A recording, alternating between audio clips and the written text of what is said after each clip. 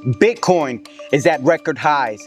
Gold at record highs. The S&Ps and Nasdaq at record highs. But behind the champagne headlines, the U.S. government has been shut down for 7 days and counting, and the cracks are widening.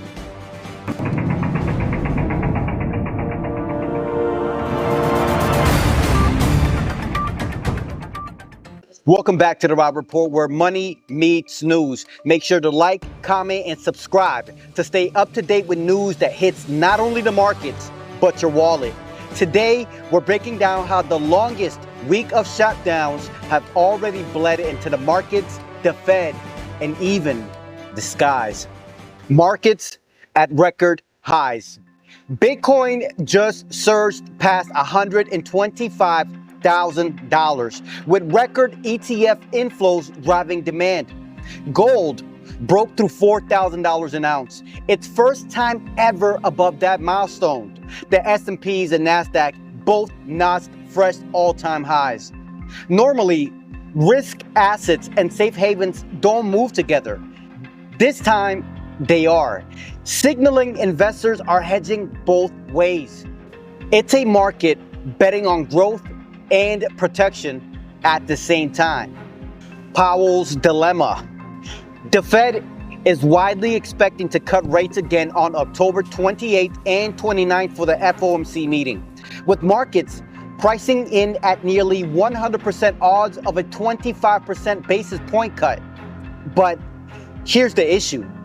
With the government shut down, Powell won't have critical economic data. No payrolls, no CPI, no retail sales.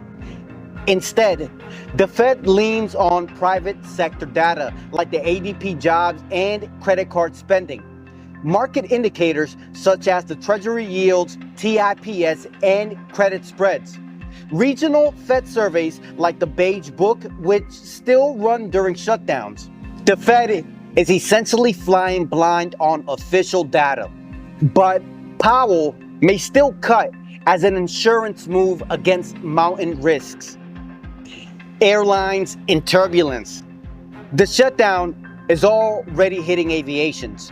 In Burbank, California, the control tower was left unstaffed for nearly 6 hours, forcing pilots to coordinate their own landing.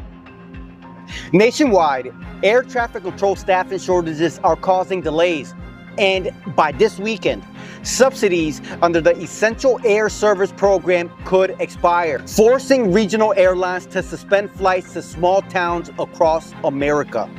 This isn't just about travel chaos.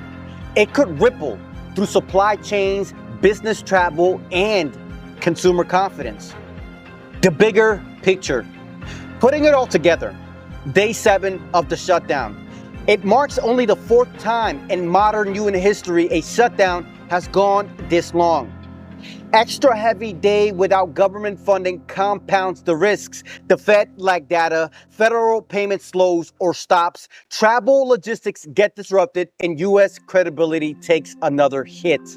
So while the headlines are cheering new highs in stocks, gold, and Bitcoin, underneath, those highs are fueled by fear, not strength. You've been watching the Rob Report, where money meets news. Make sure to like, comment, and subscribe to stay up to date with news that hits not only the market, but your wallet. Thank you for watching, and I'll see you in the next video.